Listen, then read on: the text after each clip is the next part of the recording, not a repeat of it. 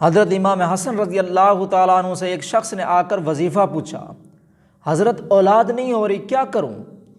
حضرت نے فرمایا کہ استغفار پڑھو۔ پھر اس نے پوچھا کہ حضرت دوبارہ کب آؤں؟ فرمایا کہ جب اللہ تجھے 10 بیٹے عطا کرے اس وقت میرے پاس آنا۔ حضرت امیر معاویہ رضی اللہ تعالیٰ عنہ بھی ساتھ بیٹھے ہوئے تھے۔ انہوں نے کہا کہ حضرت اتنا بڑا دعویٰ؟ فرمایا کہ ہاں اللہ خیر کرے گا، اللہ فضل کرے گا۔ کئی سالوں کے بعد وہ شخص واپس آیا اور امیر معاویہ کو بھی ساتھ لایا۔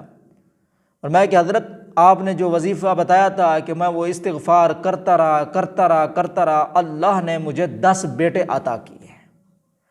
تو حضرت امیر معاویہ رضی اللہ عنہ نے فرمایا کہ حضرت یہ وظیفہ آپ نے کہاں سے لیا ہے؟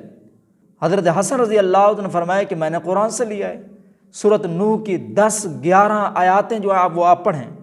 فَقُلْتُ اسْتَغْفِرُوا رَبَّكُمْ إِنَّهُ كَانَ غَفَّارًا يُرْسِلِ السَّمَاءَ عَلَيْكُمْ مِدْرَارًا وَيُمْدِدْكُمْ بِأَمْوَالٍ وَبَنِينَ وَيَجْعَلْ لَكُمْ جَنَّاتٍ وَيَجْعَلْ لَكُمْ أَنْهَارًا۔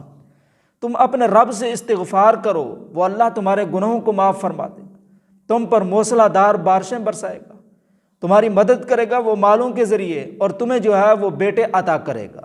یہ ساری چیزیں جو ہیں وہ استغفار ہی سے حاصل ہو رہی ہیں۔